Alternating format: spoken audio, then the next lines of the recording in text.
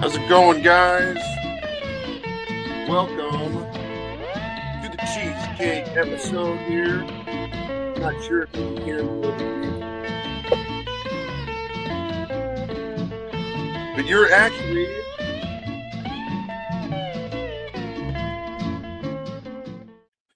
you're enjoying the sweet, lovely Hawaiian sounds of the Waikiki Surf Riders, or the Islanders. So funny thing is, if you guys were kind of following in the Pergola episodes when I was kind of showing these off as I was getting them, I actually did acquire both of these in the same hall. So upstairs at Canesville, where you have the easy listening section, you actually have the couple boxes of Hawaiian music off to the side. And I picked these up just because they look interesting, kind of cheesecakey. And then when I got them home, I actually listened to these records back to back. And funny enough, there's a few like crossover songs on here. So while I said the Islanders were on this record, this is the Waikiki Surf Riders. Actually, you are listening to the sounds of the Johnny Lay Orchestra. So kind of to get you started off with this whole cheesecake stuff. So back in like, this would have been a thing like, when the LP era started, crossing over from like the shellac, and then they started going into 10 inches, and then it was kind of more like 54, 55, when 12-inch long player LPs started to become the norm in vinyl sales and marketing. So that's kind of what we're going to be talking about today, is just kind of the marketing. And like, back then it's like, they started, right as LPs seemed to be more accessible for people, and better and easier to ship, less breakable than 78s. Now you can sort of package everything and make everything seem, appealing. Now, 54, 55, you would have seen, Elvis breaking through, and music in very many ways was changing throughout that time, and breaking ground. And it's like, you were going from like more blues from like from the late 40s into the early 50s, influenced by gospel, where you have Big Mama Thornton, influencing people like James Brown, Elvis Presley, and music became it was quickly changing. And on kind of what I'm going with there is, pop music started to have a sex appeal that wasn't really around prior to pop music in the 1940s. Wasn't really like that. If you had like love songs or love ballads from that time, you're really it's like heartbreak kind of, blues music, my baby left me kind of stuff. So the sexual nature in music didn't really kind of spawn until the mid 1950s. So I'm going to get into that a little bit. And I guess let me pour some coffee here. And I just kind of been building up this episode a little bit. And I wanted to share the whole purpose with the pergola. Number one was to show you guys what I look like in reverse. Number two was to give you guys a beer to complain about. But really, I wanted to share with you guys the experience of, finding this stuff. And it's not easy to find. Some of the stuff I did special order. So do want to show you that kind of stuff here. But I guess on the note of the Hawaiian box, found this record too. Mentioned it. The Leilani Beach Boys, and I guess while I'm playing clips for you, I got one of these too. So the Leilani.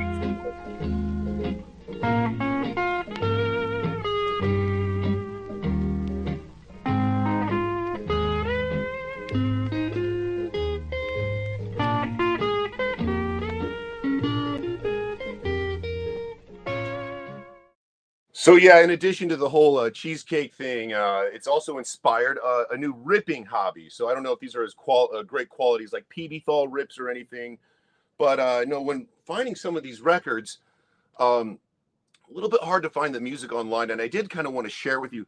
You can find a lot of great stuff, um, when you're, just picking up a record for the cover.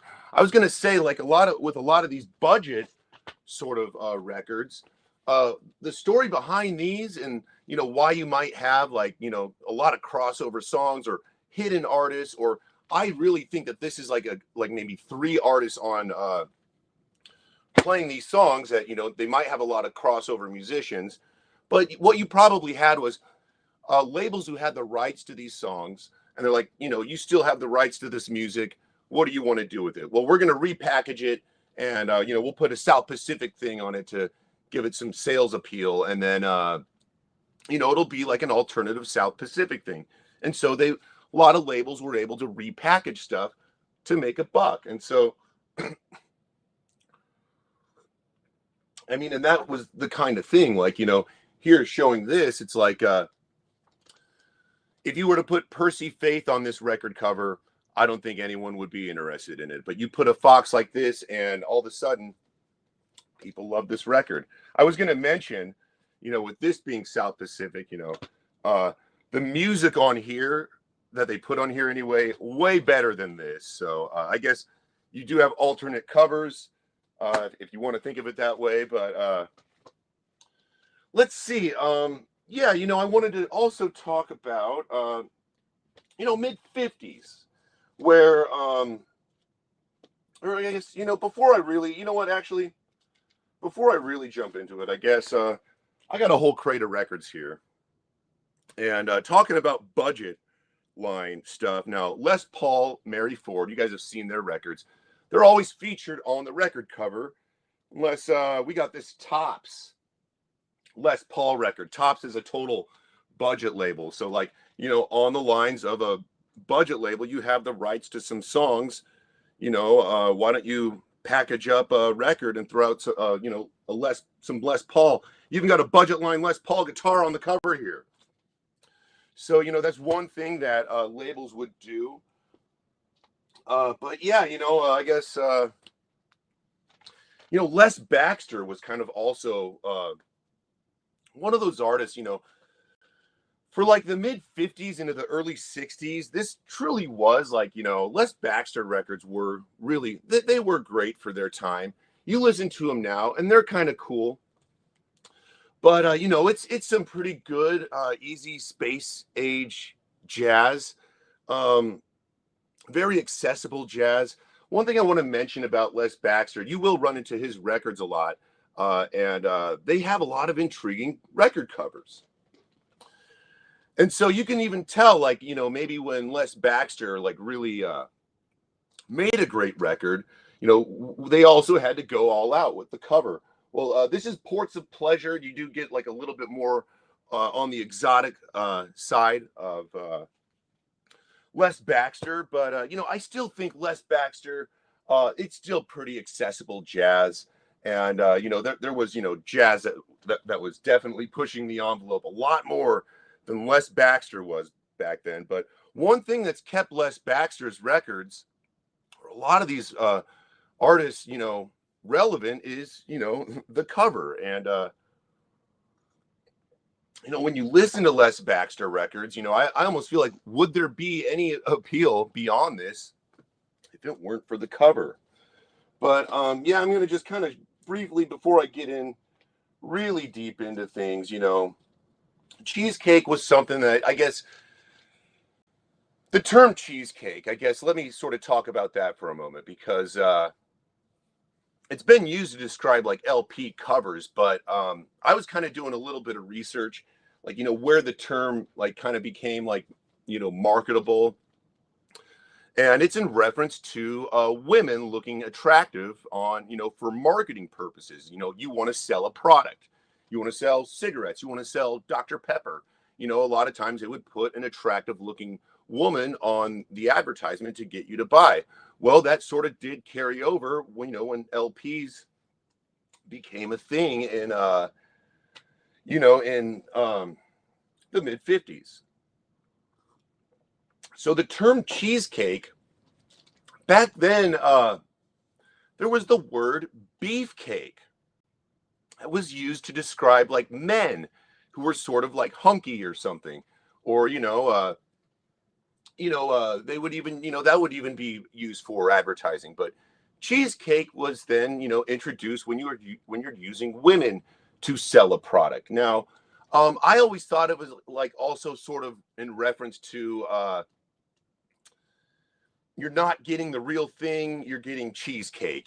So when you buy a record with an attractive woman on the cover, you're not you buy it for the woman, but it's like you don't get the woman kind of thing. So I always sort of thought cheesecake had that sort of connotation to it too. But anyway, I'm gonna guess before I get really deep into it, I guess I got this record here. So one thing that inspired me, I'll just show this briefly. 101 strings. And sometimes they will make a great looking record cover.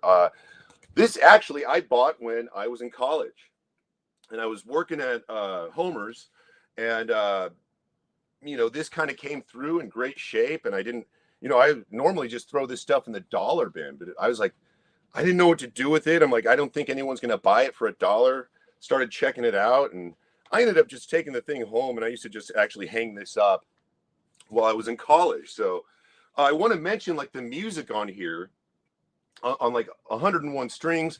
Now this would be like the budget kind of stuff, in the same realm as like the Waikiki Surf Riders record that I showed you. The difference being the Waikiki Surf Riders record is actually good. This record is super cheesy. If you like this, what I'm showing you, that's about what it's worth. I paid $1 for this, but the music is like I don't know how they thought of this to put like female pleasuring sounds in with the music, or there's a lot of like awkward dialogue on this record too. But yeah, as far as like a fold out kind of pinup style cover, I give it a 10 out of 10, or right up there arguably. But yeah, no, kind of showed this. This was a favorite of mine when I showed you guys that binder. There were a couple favorites of mine. One I am going to go into a little bit of depth over, but no, this Spencer Hagen orchestra record, when I put the record on, honestly, in one ear out the other. I do not like think of this as like spectacular music, but like I said, a lot of record covers could carry over music into the next generation, or like if they would have put the Spencer Hagen orchestra on this would be completely irrelevant there.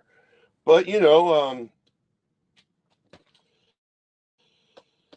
I mean, the same you could probably say for Phillips label.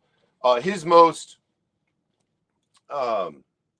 notable record is going to be Rainforest, which is just kind of a loungy kind of bossa nova kind of jazz. But even Walter Wanderley, I mean, you don't want to put him on a record cover, but this organized record, they did a fantastic job on getting you to buy that one. And that Walter Wanderley record, I don't really see turn up too often even. But let's see here. There was this as well that I showed you. So Potpourri of Jazz on Verve. Now, Verve, great label, mentioned Walter Wanderley. They did have a lot of like bossa nova or that space age jazz on that label, But you got a lot of like, hard bop on Verve too. And, you know, piano jazz, like, Oscar Peterson. And they were really heavy on focusing on, Jimmy Smith records are really easy to find on Verve. But I do kind of like how they took Cheesecake and the aesthetic of like cool jazz record covers and gave you something really nice. This is a really nice, like, sort of overview of good mixture of jazz on Verve. They call it potpourri of jazz for a reason. But great compilation. I just wanted to show this, show this to you guys as far as like marketing goes. Showed this as well, Nelson Riddle. Some of the Nelson Riddle records, I will be honest, they're a little boring. This one was kind of nice though. You're gonna get a real cinematic kind of vibe. He kind of does delve into like, the romantic, very string driven is Nelson Riddle. But yeah, no, think of like, you listen to a Nelson Riddle record, think of like when you would watch a movie from like, 1950s, 1960s, and the music that would come on, it'd probably be like a Nelson Riddle record. He was kind of doing a lot of those soundtracks. But I love this cover, the idea of going underwater to I mean, these people couldn't have been submerged for too long, but it's an interesting concept, and I will be showing you a few others of those here as well. Now this here, I actually this is along the lines of like a budget label. This is on Sutton, where they would be like, okay, we have the rights to this record. So it would be like the label is excuse me, the label's got the rights, and they can just package this up. I left a link to this in the description. This is Kawanda's group, actually. So this isn't even if you were to look up this specific release here, it would probably tell you like unknown artists or something, but this is actually Kawanda's group. So that's another thing you'll run into with a lot of these budgets. It's like they won't even tell you the artist. So I do apologize. I didn't really organize this crate that great, but I just did kind of whip them together. But it's like, speaking of, I picked this up as well. It's not a bad record. Arthur Friedler records. Like I said, I think I probably threw this on and during my like evening rotation. But without a cover like this, it's kind of cool to theme like a little Latin sort of sensual theme to that, and it does give the music some sort of life, and or I guess a theme behind the music they're playing, or I don't know, I really do think back then they were thinking of like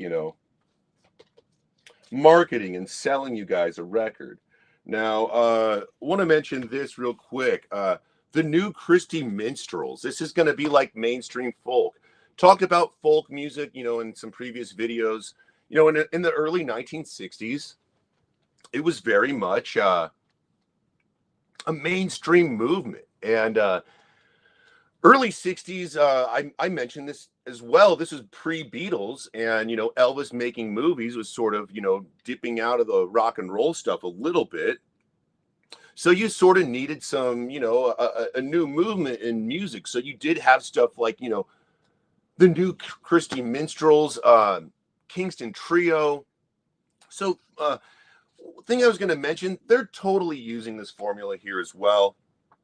With the attractive lady, you throw in a new Christie Minstrels record, it's very watered down folk. It's folk for its time, or it's very accessible folk. In my opinion, there were still a lot better folk records, folk groups, and then you do need a guy like Bob Dylan to sort of like come along and kick everyone out. So, but I wanted to mention this. This is I think 66 on the year on this, and for new, I paid $1 for this at a Goodwill just for show and tell purposes. But this was a little bit harder to find. I guess if you do want an interesting new Chrissy Minstrel's record, this would be a good go-to. You do have interesting covers on here. Mr. Tamburino, which is, Mr. Tambourine Man. Um, and just like a lot of interesting renditions, but that's the kind of thing I was mentioning. It's like, a lot of artists would use that sort of aesthetic just to sell you a record. But I do want to get into some. Well, we may as well.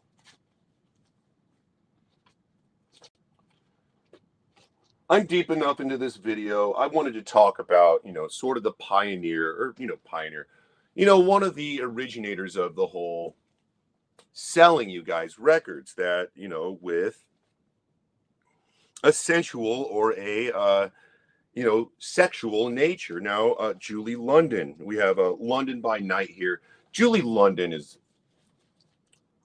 I give Julie London my highest recommendation to everyone. They're very easy records to find. I love Julie London. It's a very stripped down jazz vocal. A lot of her records are kind of, like a jazz trio where you have like a guitar player, a bass player, and then Julie as the vocalist. But yeah, Calendar Girl. I mean, you got all. Love this cover. This is a total classic, gatefold here, and then you do have, Julie right in the gatefold here. So the thing with Julie London, and well, another common theme of like, the mid 50s and the whole sexual kind of vibe is, well, I'm gonna hold this up here real quick. Playboy, and this is a February 1956 issue, so which will become relevant here shortly. But no, this is sort of like the nature. It's like, with rock and roll and pop music sort of pushing the envelope in the mid 50s. You had Playboy sort of emerging around that time too, and I kind of feel like this is Playboy Mansion music to me, or like, it is like, I think I mentioned, a female antidote to Frank Sinatra. Great record cover here as well. But like, she was really, is this cheesecake, Yes and no. The whole idea of cheesecake is to get you to buy something by putting a gimmick on it. Yes, is this a gimmick? Yes, in a way, but you get what you pay for with the Julie London record. This is also, it's the artist on here as well, so it's not like just example. It's not just like your Ray Conniff record where they're just throwing a random girl. You get Julie London with these records, and especially for the mid 50s. Mentioned this once at least already.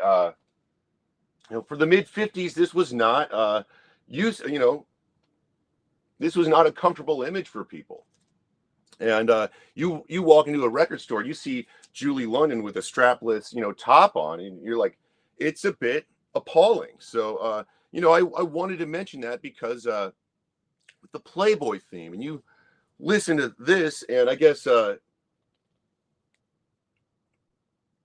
no, I was looking for the personnel on this record. I know Barney Kessel. Okay, yeah, Barney Kessel plays, and then Ray Leatherwood plays bass on here. I don't know if that's the personnel that she kind of kept with throughout her career, but yeah, no, Julie London records always great. I feel like she kind of took what Billie Holiday did, and she put her own spin on it, but you can really tell heavily influenced by Billie Holiday. And then Billie Holiday would have passed away, I think like 59, 60, somewhere around that time. And so, Julie London absolutely sort of kept that aesthetic going in her music. But excuse me while I sort of look for another record here. Now, there was a record that I showed you. And now I can't find it, of course. Well, I guess if I can't find it, I'm not going to talk about it. But no, there was a record that I pulled out on one of the Pergola episodes, and this is Eddie Calvert, Lonely Night. And same year, 1956, is this. And I was sort of taking a closer look to this and thinking about like marketing. And you basically have the same cover, do you not? So, and this is the same year. So when you look up this record here, uh, this is like the only LP version. The other versions of this record are like 10 inches. But if you want this record for this cover, you can only get it like on an LP. I sort of think they sort of marketed it this way. So like, you have Lonely Night, you have Lonely Girl, very similar sort of kind of poses, and looking off to the side. I will say it's like this record, Eddie Calvert record, very much is like a nice antidote, or it's like it's a very similar nature to the Julie London, or it's like if you needed an alternative to this would be a good go-to. But I could even see like excuse me, like if you were having a party in like 1956 and you were inviting people over, everyone had the Julie London record, but the cool guy at the party had the Eddie Calvert. But no, I wanted to show that. I kind of like that sort of Lonely Night, Lonely Girl. And and just to say that these were the same year, I feel like this probably would have had to come later, and they just sort of tried to create like a similar marketing. Excuse me. Looks like I got a couple people here, maybe. Anyway, I'm going to keep it moving here. So, talk about Julie London and her influence. I think a lot of people saw that was like a winning formula back then, and a lot of like budget labels did sort of copy, or like I showed this, or I guess I did a little video short of this record right here, Feeler on Broadway. This was kind of fun, but another way that labels would sort of gear, marketing. And George Shearing especially. I was going to say there's a George Shearing record that I specifically bought, and then I last minute I could not find it. But George Shearing, I always overlooked these, but I think like this is a fantastic cover right here. Very lovely, and I guess it's they must have realized putting George Shearing on your record isn't going to sell as often. So, but yeah, I want to talk about also. I guess I kind of have been framing some of these up, and talk about this record a little bit. I have mentioned Whipped Cream and Other Delights.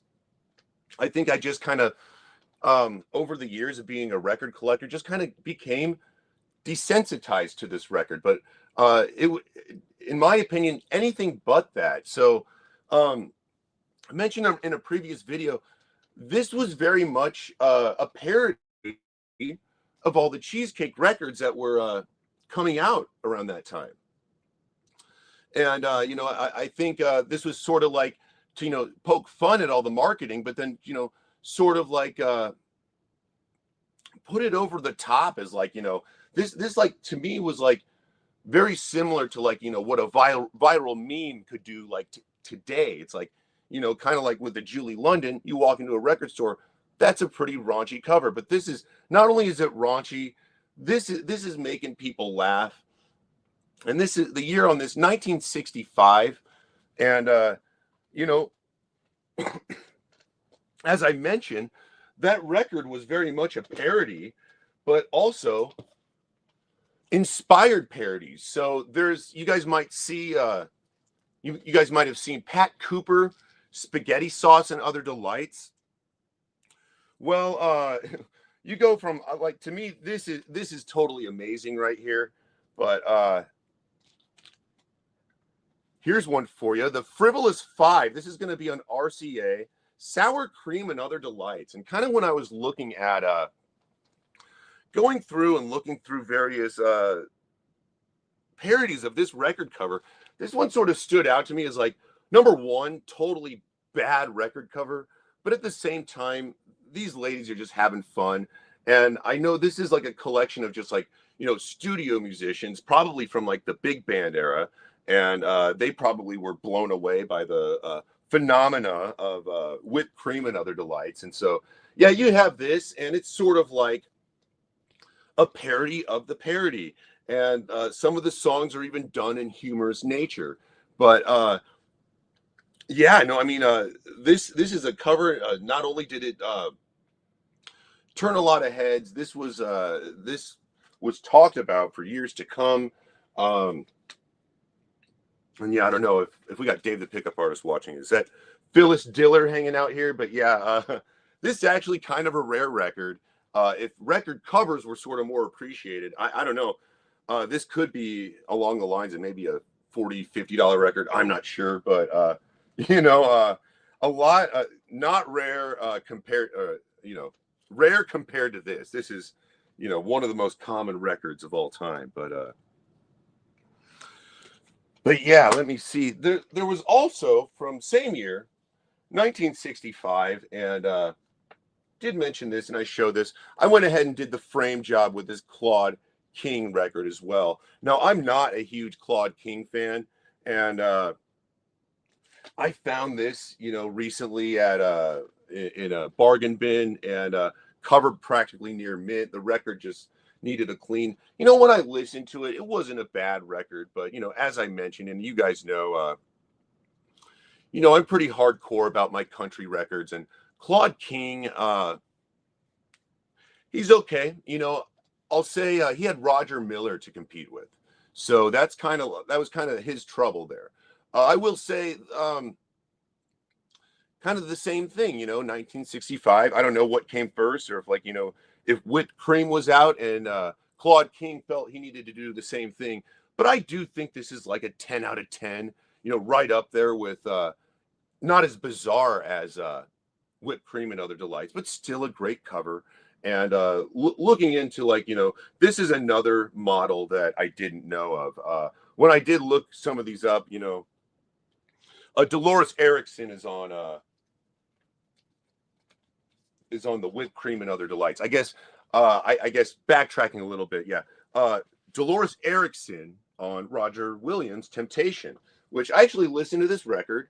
Actually, not a bad record. And I will say, Roger Williams, born in Omaha. So I guess I'm in a way showing you a local record, but no.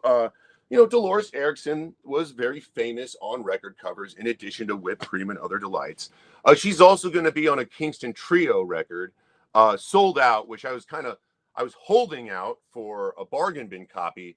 And I, here in the last, couple months, couldn't, I didn't want to pay $5 on it. That's one these I paid $1 for. So it's like, that's kind of, where I'm at with it. But, Dolores Erickson, absolutely lovely. And an LP cover model, an infamous one at that too.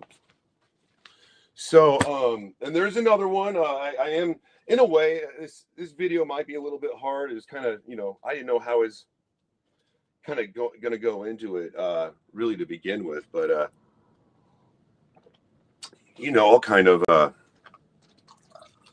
I'll kind of go through a few more, and then I got one that I really want to feature here, but the Sparks here. This is in 1974, and I want to talk about really, the influence that Cheesecake had on music post 1960s. And Cheesecake, I sort of like, or as I'm looking for records, I do think there's a cutoff. So like you have like vintage era Cheesecake, and then you have stuff that's like sort of like inspired by Cheesecake. So I sort of think this is like inspired by Cheesecake. And yeah, but I do feel like kind of similar to like whipped cream and other delights, there is a humorous nature on this Sparks record cover. Another one. Well, I guess I got this here too. This was Dean Martin's group here, or his like sort of like female groups or female vocal group. Maybe he kept off to the side. That he always kept like a group of attractive women, off to the side. But yeah, Dean Martin's Gold Diggers. I don't have much. I think this was like a rotating group of girls, over the course of, Dean, the prime of Dean Martin's career, really. But it's kind of showing you guys that one. Let me see what else I could show you. We got Booker T and the MGs here, yeah, I call this Cheesecake here, I think this is like maybe 68 the year, but they're still following the idea of we can get you to buy a record. Same thing with King Curtis here on playing the great Memphis hits. Same thing with sort of the strapless top there, or is she even wearing a top? Let's see what else here. I guess I could sort of mention this. Showing this record, and I had it in the cover, and I was sort of looking through my own collection, and my father, I will say this whole video is in a way inspired by the records I acquired from my father. He was a Julie London fan, which I did not really know, but then kind of going through those, and the Martin Denny. He did not leave me with this record. I did acquire this, but looking through his stuff, he did leave me with this Eartha Kitt record. Now, I showed you how I framed the Claude King record. Now, I mean, you look at this, it's like, why not frame this? This is like 10 years or, kind of before its time. Yeah, Eartha Kitt, this is actually quite an amazing cover here. But Eartha Kitt, actually, when I saw this, I kind of thought like, maybe I should sort of frame this. But she's great, Eartha Kitt. I feel like, hold on a second, with, only a few people watching me right now. I think you're all the first people here, excuse me, to witness Eartha Kitt being shown for the first time in the vinyl community. And Eartha Kitt very much was like the original bad girl in music. And they even call her, like, excuse me, that bad Eartha. And, I just kind of was thinking, Eartha Kitt records, I don't see these too often. And then just, here recently, picked this up. I was like, God, I really wanted to frame this, and just kind of had me looking out for Eartha Kitt records. But as far as like if I was gonna frame one, I think I actually, I mean, this ain't bad, but when you say Eartha Kitt is the original bad girl, I mean, talk about a 10 out of 10 record cover. You got this is from 1962, Bad But Beautiful, by Eartha Kitt. I just do want to hold this. Yeah, totally 10 out of 10, total frameable cover here. And like I said, Eartha Kitt, the original bad girl. What does that really mean? I mean, yeah, I mean, she's got, this sort of, spaghetti strap gown going on here, but you get like, she's got pizzazz to her. She's not afraid to give you like the funny lyric, she's got a sense of humor that you might not get from like, somebody like Billie Holiday, for example, or you probably wouldn't get it really from like Julie London. But yeah, Eartha Kitt is great stuff. Highly recommend this. One of these will be going in a frame here. But yeah, I was going to mention, when I was looking this up, not a lot of these on Discogs. Original copies, I think you can get one for maybe 20 or 30 bucks. I was going to say that Third Man Records actually did a reissue of this record, and they did sort of like kind of change the cover up a little bit, which I don't know how I feel about that. But Eartha Kitt, yeah, no, the original Bad Girl, who are the other bad girls that sort of came after her? Like Millie Jackson, which, the nature of their music completely different. But, I don't think, if it weren't for Eartha Kitt, you wouldn't have people like Millie Jackson or even Janet Jackson or, many other sort of bad girls in R&B sort of came through. So yeah, originator, absolutely. And one of the most, groundbreaking, I guess I was going to say, for her time.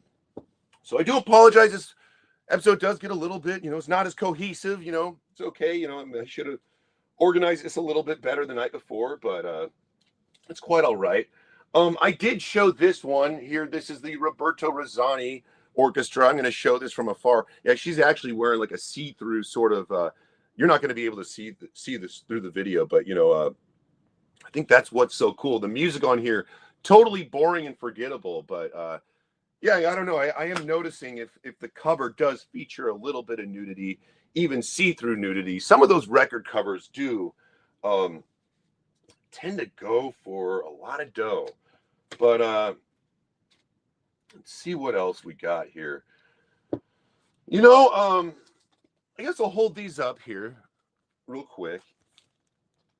And this is kind of more along the lines of like, is this Cheesecake or is this inspired by Cheesecake? Now, first, like Crystal Gale, all of her record covers featured her looking attractive. And you see a lot of Crystal Gale records. I mean, yeah, they totally took that Cheesecake formula, the Julie London formula, and let's make sex appeal behind your records, including with the record cover. So that's kind of what I see, in Crystal Gale. Are they selling you cheesecake? Yeah. But I mean, this is also similarly to like Julie London. You do get the Crystal Gale package. I wanted to mention this too, just as far as like not only a cute record cover, but great record cover as well. Silk Purse, as though you needed to make Linda Ronstadt any cuter. Why don't you just put her next to a couple of pigs? But Linda Ronstadt, of course, don't have any Stone Ponies LPs. But I feel like talk about mainstream folk during the '60s.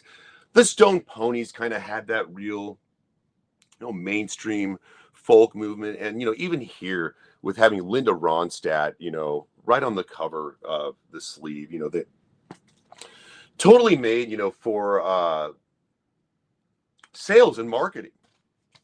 But then you cross over to her first LP. I do think it's a little bit different than the whole. That's Stone Ponies to me were like a little bit more folk rock. This to me, you do kind of have a little more folk rock, but Linda Ronstadt is pushing into country here. I think this is 1970 Silk Purse, but yeah, Linda Ronstadt, that first Linda Ronstadt. I guess I gotta be honest, am getting into her stuff a little bit more this year, and then actually showing you that Stone Ponies 45. I can't say that I've ever owned any Stone Ponies on LP. So currently on the lookout for some of that stuff. But anyways, guys, thanks for being here on a Monday, low-key Monday, I suppose. And yeah, I guess I'll just kind of show off. Don't got too much left. Anne Margaret, of course, Bachelor's Paradise, fantastic record. She's gonna be right along the, you're a Julie London fan, you get that very similar, style of record with an Anne Margaret record. Bachelor's Paradise being one of her best. Guess I want to let's see. I kind of will before I sort of close this out.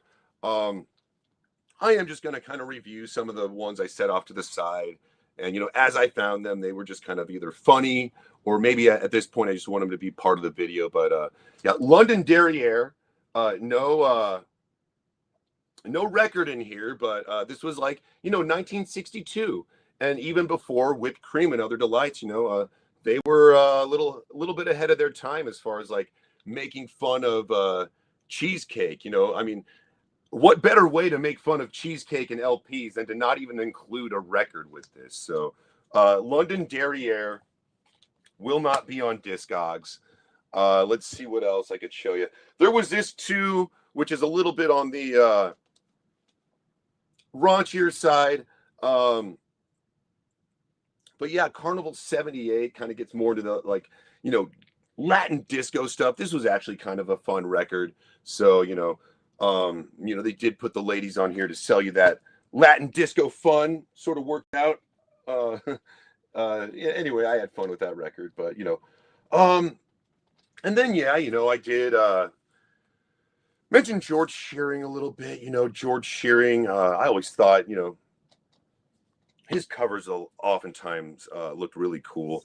And then, For Freshmen too. I love this one. I guess, as I was looking for,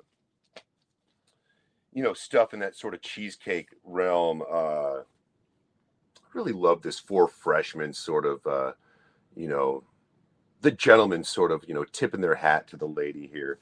Um, it kind of stood out to me here recently as like, one of the favorites that I was sort of checking out. But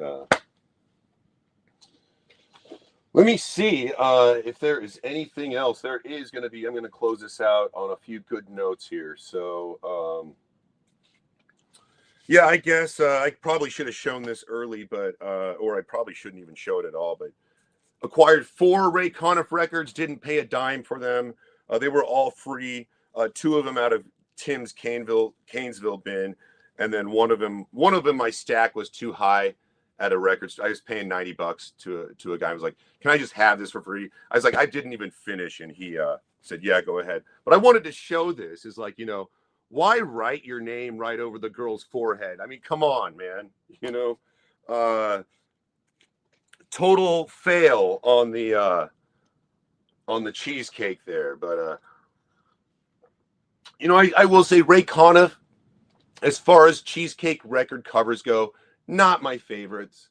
And like I said, I didn't pay anything for those, and I just kind of wanted to show them just to kind of give you guys, a comparison. So so that I could set apart, the great ones from the lame ones. But anyway, I'm going to show you this record here real quick. Now, Mr. Lucky Goes Latin by Henry Mancini. And I think I first listened to this about a year ago, maybe a little bit over a year ago. And I was blown away. And I didn't think Henry Mancini records sounded that great. And I was just kind of casual about it and was kind of like maybe thinking, get this record if you do ever see it.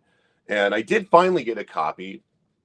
And I was just so blown away by this record. It does have that, thematic vibe, but very sensual. I was going to mention it's got even that like sort of guitar picking jazz to it that you might hear in like maybe a Django Reinhardt record. But reason why I'm holding it up here is when I was in pursuit of looking for these types of records, I came across, I guess, this is a 1961 U.S. press of the same record. This is a 1961 Italian press. And you'll see the other ones, Mr. Lucky Goes Latin. This is in a Latin mood. And when I just saw this record cover, and even looking it up on Discogs, not a lot of copies available. I don't think, they probably pressed enough in Italy for, people who lived in Italy to own it, but totally amazing. I would say the music, in my opinion, you can't find a better Henry Mancini record. The cover to go along with it, you can't ask for very much more. I will say, if you guys like this cover as much as I do, it has been reissued January of 2025 earlier this year. So you can get this original cover repressed because getting one of these, I will say, I did special order this. When I saw it, I just kind of felt like I love the music so much, and I just wanted it to be a part of the video. So yeah, 10 out of 10 record. That's for the music and the cover. But anyways, the last one I'm going to show you here, or I guess I got a few others. The electrifying guitar. I think this is now the third or fourth time I showed this record. Great record. Very easy listening, kind of jazz.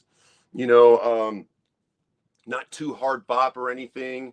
I would even say, like, if I had to compare it, maybe a little bit even more stripped down than like a Wes Montgomery record. But yeah, I mentioned Wes Montgomery, great jazz guitar player, but like, the more mainstream Wes Montgomery kind of got, I kind of felt like he sort of went down that realm, that avenue himself, where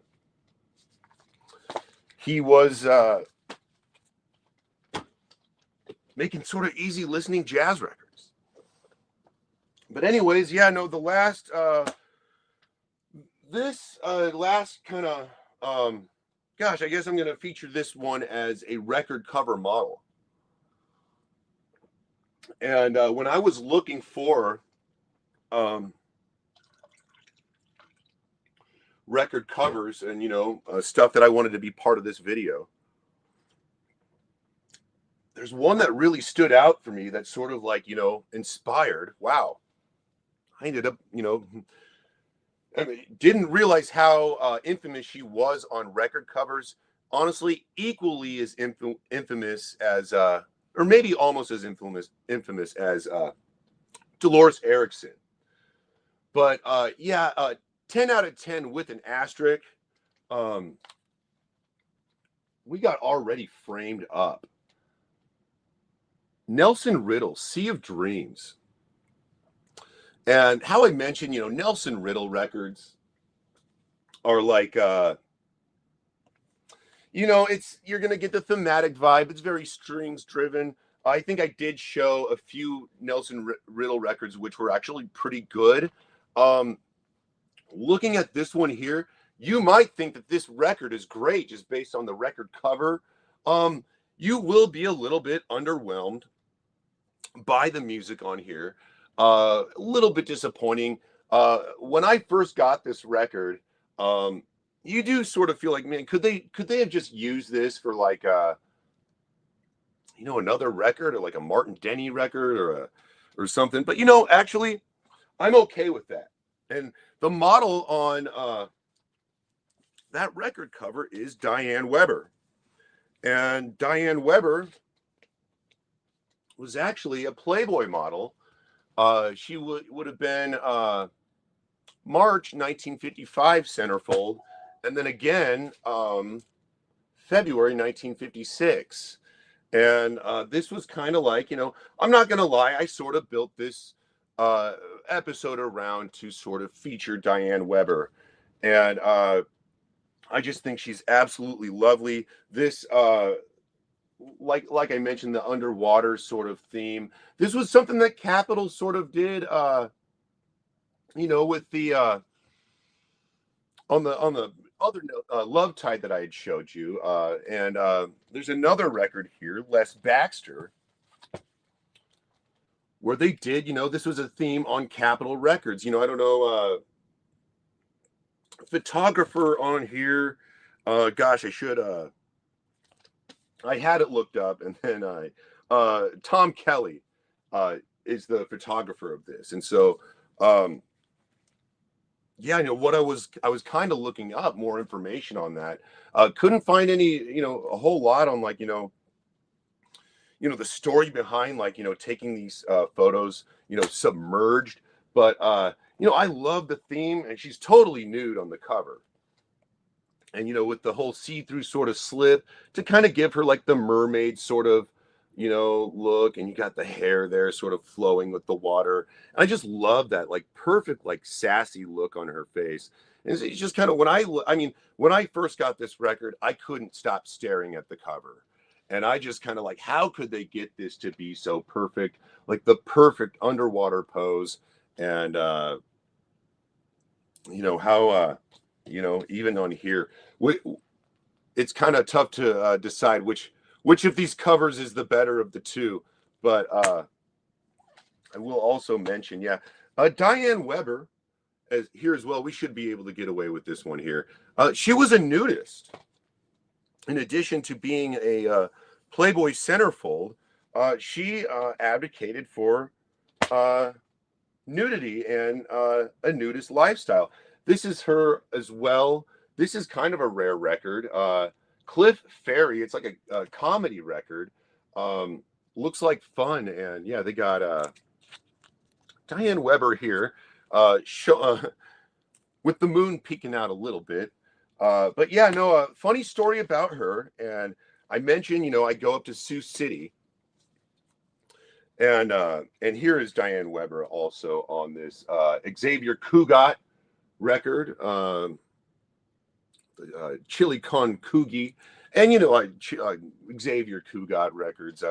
It's just some more that easy listening. Jazz your dad or your grandfather would have listened to, or something like that. But another one I wanted to mention was I couldn't find it, and it's a shame because Diane Weber is actually featured on a George Shearing record, holding a trombone that's sort of like covering like her nude body, but it's very famous. It's like the most common one, and shamefully I couldn't. I had one copy. That's the thing. It's like I think I did mention how I was sort of like disappointed how late on the ball I was with the cheesecake, but because when you're sort of trying to acquire these and and it's almost like kind of last minute, like when I'm thinking about these record covers, they're like, oh yeah, some of these are easy to find, but some of them not so much, or I will say, and you guys know this if you're watching. Sometimes looking for a record is easy unless you're, when you're trying to find a record, that's when you can't find it. But no, I do want to show this. And as far as like, Playboy goes in, the mid 1950s, it was a lot, different than the Playboy that you have now. And it's like so much different that I could even show you. Like I could even show you the centerfold. It does show Diane Weber kind of like, it does show a little nudity, but it's very tasteful nudity. And, I won't show it at risk, but, Diane Weber was the one thing I was going to mention, she was a nudist and advocated for like a nudist lifestyle. And a funny story about her. And I go up to Sioux City to, look for records and all that. So in the early 60s, there was a sort of controversy with nudist magazines and material entering the state of Iowa. And I guess I don't know a whole lot about this. I just briefly read about it. It's a little blurb on Wikipedia, and then I did click through. You can usually click through and see what article that it's citing from. But no, Diane Weber actually went to Sioux City, Iowa to testify for trial on like, the moral and ethics of, nudist magazines. And now they're entering the state of Iowa. And this was a new thing back in like, the early 1960s. And they called Diane Weber to testify and provide evidence that nudist magazines were entering the state of Iowa. And the irony of this, when she went to testify, mention how she advocated for, or she was a nudist, and was her testimony. She didn't really provide evidence, but rather advocated for the nudist lifestyle. And so it's like, I think she used that opportunity to speak, how she felt about it. And I know her and her husband were very heavily into the nudist sort of lifestyle. And I'll show this record here one more time. And yeah, I mean, as far as like whipped cream and other delights go, I mean, it doesn't get very much better than this. This was like, I think 7 or 8 years prior to whipped cream and other delights. And I guess I just got to say, um, I had to sort of dig this out and learn about it. And, I, this is a discovery for me, unlike whipped cream and other delights, which I've just seen thousands of copies in my life. But no, I was just so fascinated by this, and to learn about Diane Weber, totally lovely. And like, gosh, the thing I was going to mention, I guess the difference between modeling back then, Playboy, and what you have today, um, they embraced more natural beauty back then, and nowadays it's more a lot of plastic surgery, lots of makeup. Diane Weber, other than a little bit of lipstick, isn't really wearing a whole lot of makeup on here. So, I mean, it captures the thing that I love about Cheesecake record covers, I guess I'll say, and to sort of sum up this whole video, is Cheesecake from the vintage era did a wonderful job of capturing natural beauty. And there's not a lot of airbrushing back then. A lot of times the photo you have is the photo you take is the photo you have. And that's where I think that's kind of like where I was saying, I do kind of draw a line. There's Cheesecake of the vintage era, and then there is like Cheesecake today, which is cheesecake that's like inspired, or like Foxy Brown, or I know, I'm sorry, Lil Kim hardcore, which I showed you that Eartha Kitt record with her on the Tiger. And yeah, Lil Kim totally took this sort of on the 1996 record. I do have it in the other room. Yeah, let me actually throw in a little jam here. Let me be right back for you guys. Is that going to be okay? Yeah, 1 second.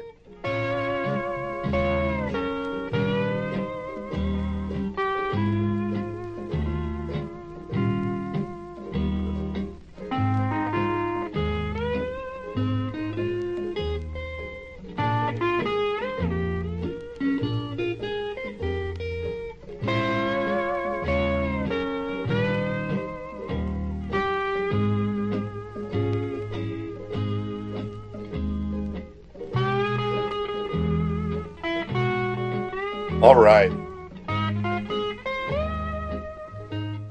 Thanks for your patience there. So yeah, no, this Eartha Kitt record cover right here, and then you got Lil Kim hardcore, which wow, I mean, records are about what 40 years apart, I want to say. 90 this is 56, 96. So yeah, and you still have that inspiration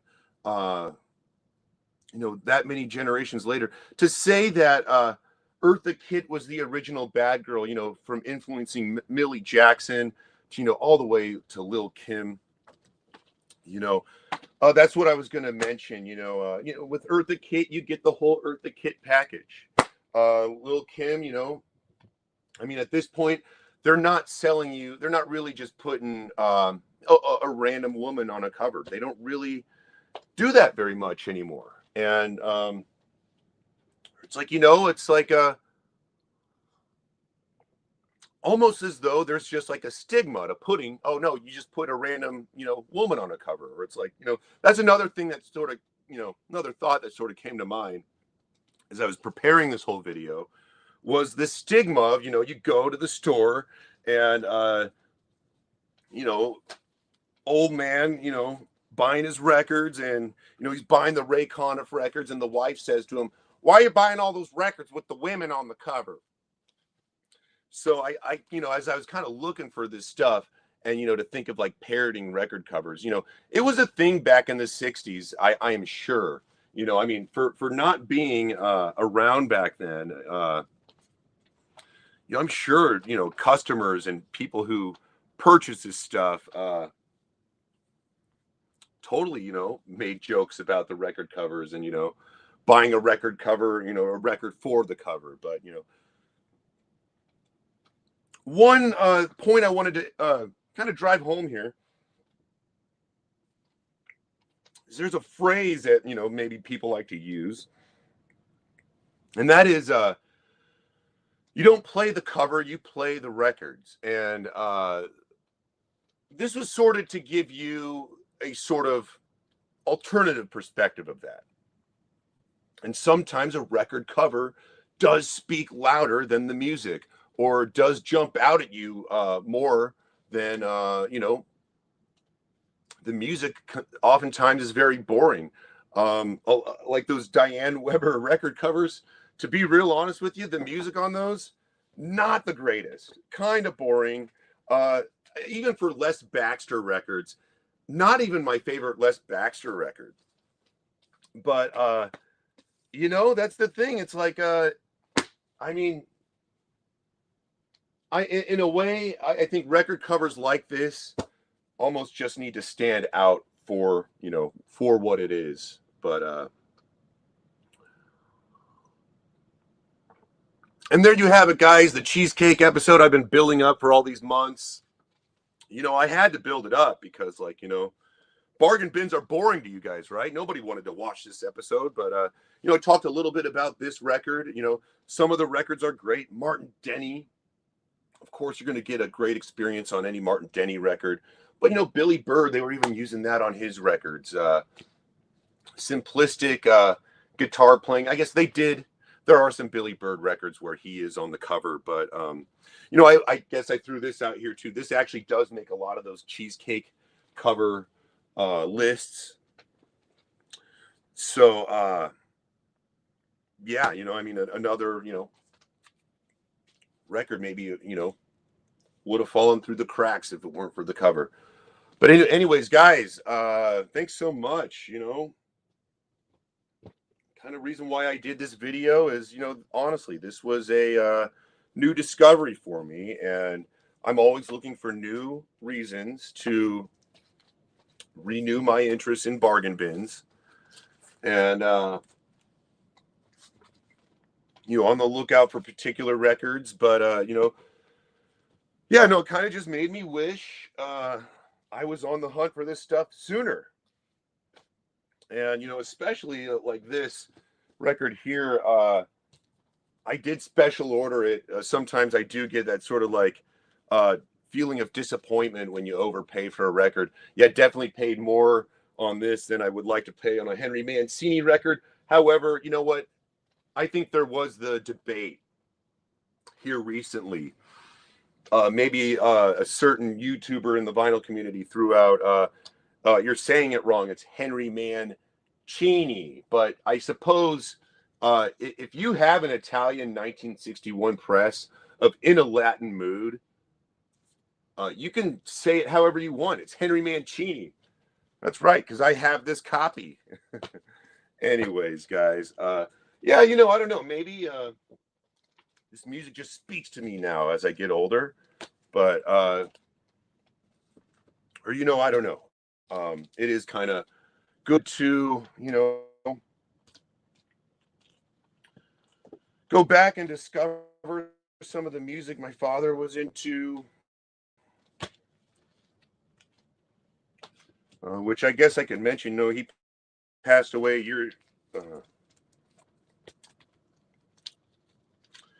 Yeah, no, my father passed away a year ago today. So, not easy going through that kind of stuff. You guys don't, most of you guys don't need explanation on that. But, anyways, guys, yeah, no, this was kind of a fun discovery. And I probably don't need to build up a whole episode. But, as I find this stuff, kind of along off to the side, or if, maybe an album intrigues me as much as, as this one did, and I just kind of wanted to, inspire you guys to,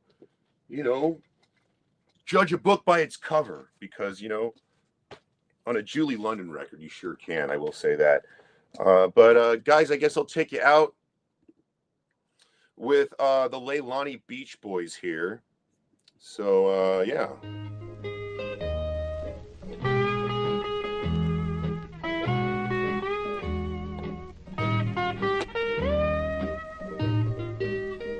And thanks for being here, everyone. Hope you had as much fun as I did. And keep digging, man. In the organs, dig in the crates. Still great music to be discovered.